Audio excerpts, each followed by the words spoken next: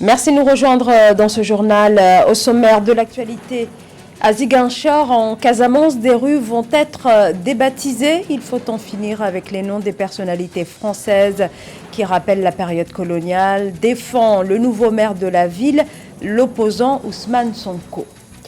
L'Ouganda ne prolonge pas l'accord passé avec l'Organisation internationale du café, arrivé à expiration depuis le 1er février 2022. Un moyen de faire pression sur l'organisation critiquée par l'Ouganda dans sa politique qui désavantage le 5e exportateur mondial de café. La Banque arabe pour le développement économique en Afrique et les perspectives très positives de l'agence de notation américaine Moody's. Le niveau élevé des liquidités de l'organisme financier explique ce positionnement. Nous ferons le point dans ce journal.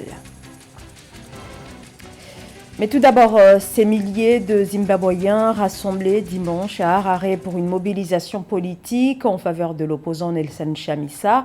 Premier rassemblement depuis la création en janvier de son nouveau parti, la Coalition des citoyens pour le changement.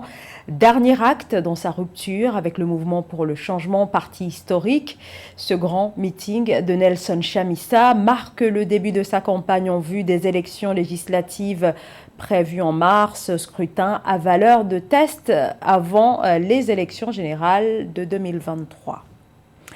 Le maintien de certains noms est une offense à notre dignité nationale, considère le conseil municipal de Ziguinchor au Sénégal, qui a donc décidé de renommer les rues qui portent des noms français. Des artères de grandes villes sénégalaises comme Ziguinchor, actuellement dirigée par le nouveau maire de la ville, l'opposant Ousmane Sonko, portent en effet le nom de personnalités françaises, un héritage de la période coloniale. Cette opération de rebaptisation vise donc à honorer des figures cette fois nationales. Samantha Saberou-Saboubanga. À peine installé à la mairie de Ziguinchor, qu'il a conquise lors des récentes élections municipales tenues le 23 janvier 2022, Ousmane Sonko, nouveau maire de la ville du sud du Sénégal, a annoncé jeudi 17 février 2022 la rebaptisation de 5 rues portant jusqu'alors des noms français. Ces noms seront catégoriquement remplacés par des noms africains de vaillants hommes et de vaillantes femmes ayant marqué l'histoire du Sénégal. Nous avons un devoir de réconciliation avec la mémoire africaine et la mémoire de nos pères et mères qui se sont battus pour nous et pour la dignité. Nulle part en France, vous ne verrez une rue Hitler parce qu'il a été un poison pour l'histoire française. Pourquoi, chez nous au Sénégal, on doit donner le nom de tous ceux qui ont tué nos pères, les ont colonisés, forcés à la soumission et ont tué tous ceux qui bougent? Désormais, la rue du Général de Gaulle s'appellera rue de la Paix. L'avenue du Capitaine Javelier deviendra avenue du Tirailleur africain en hommage aux soldats africains ayant combattu pour la France pendant les 2 guerres mondiales. La rue Lieutenant Lemoine est rebaptisée rue Thiaroye 44. Quant à la rue de France, elle devient rue de l'Union africaine. Enfin, la rue du Lieutenant Truche change pour porter le nom de Séléki.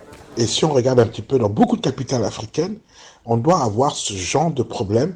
Et je pense que les maires doivent devoir légiférer pour enlever le nom des colonisateurs. C'est symbolique, mais c'est très fort de faire partir le nom des colonisateurs, le nom des personnes qui ont eu à faire des massacres en Afrique. Ainsi, ça permettrait de permettre aux Africains de redevenir fiers de leur histoire et de découvrir même un certain nombre de personnalités, un certain nombre d'événements très positifs pour l'histoire du continent. Donc vous voyez, c'est une opération qui est très très bonne pour Sonko. Politiquement, c'est très bon et ça mange pas de pain.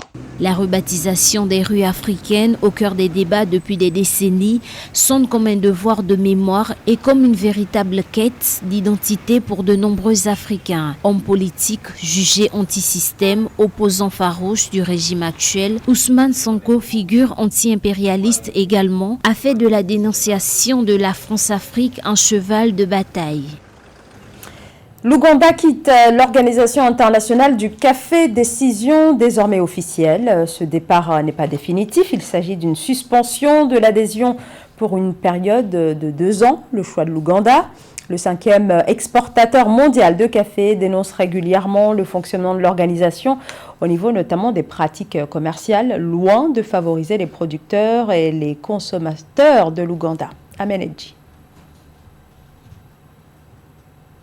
L'Ouganda a annoncé sa suspension de l'Organisation internationale du café OIC pendant 2 ans, taxant l'organisation de favoritisme en ce qui concerne l'obtention d'un prix plus élevé et de meilleurs quotas pour certains pays consommateurs. Ce retrait momentané, d'après les autorités, permettra à l'Ouganda de se concentrer sur sa feuille de route quinquennale pour augmenter la production à 20 millions de sacs d'ici 2025-2030. Déjà, il est important de signifier que l'OIC est une organisation qui n'est ni un régulateur, ni un organisme de commercialisation. Donc, c'est plutôt un système qui surveille le marché global et ne participe donc pas à la détermination des prix. Du coup, avec les cotisations des pays membres, l'organisation ne joue qu'un rôle administratif et ne mène véritablement pas d'action de développement envers les pays producteurs.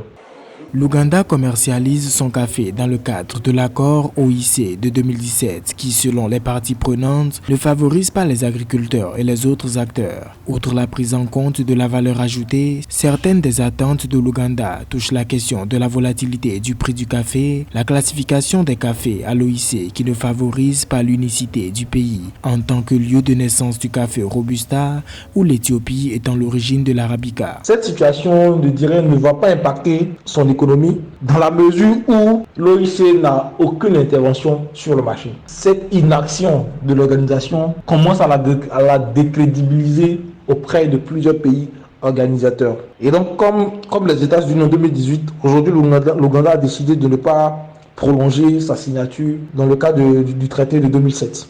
L'Ouganda est l'un des acteurs majeurs du marché du café. Il représente actuellement le premier exportateur africain avec 25% de recettes en devises étrangères et le 5e au niveau mondial.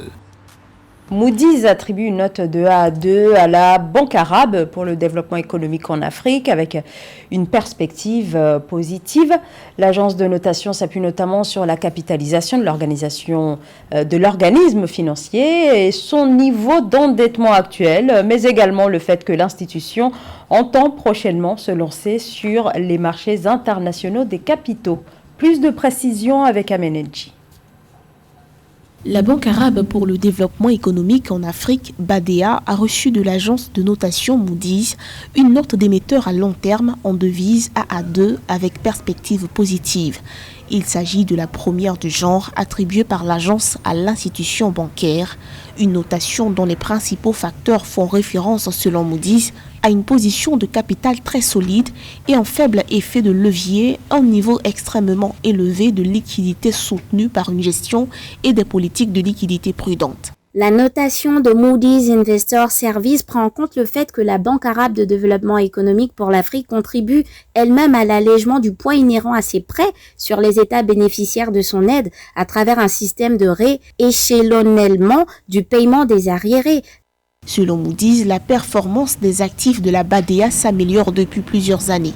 Le ratio des actifs non performants sur les actifs liés au développement a diminué à 2,6% en 2021 contre 5,9% en 2019. Avec des réserves de capital chiffrées à 5,4 milliards de dollars fin 2020, la banque a orienté son portefeuille en Afrique subsaharienne allant d'une marge de 20 à 25 millions de dollars. C'est de cette façon que la Banque arabe de développement économique pour l'Afrique encourage la participation des capitaux arabes dans le développement économique africain et maintient de très bonnes relations arabo-africaines. En somme, c'est une institution qui est discrète mais a un soft power qui n'est pas ignoré des institutions extra-hexagonales qui, malgré leur hard power sur le continent, sont sujettes à polémique, ma foi. D'après Moody's, la notation devait s'élever à BA2, mais a été faussée du fait de la présence d'actionnaires non notés ou faiblement notés. Fondée en 1973, est opérationnelle depuis mars 1975, la BADEA joue un rôle de premier plan dans la canalisation des investissements arabes en Afrique. Les autorités parlent d'erreurs des frappes nigérianes. 7 enfants ont été tués et 5 autres blessés. Le drame est survenu vendredi dernier lors d'une frappe des forces nigérianes qui indique que l'armée visait initialement les positions, je cite, de bandits armés dans la région de Maradi, dans le sud du Niger, près de la frontière avec le Nigeria, où l'armée nigériane annonce l'ouverture d'une enquête. Et au Niger, par contre, à l'heure où nous parlons, toujours aucune réaction officielle de la part du gouvernement.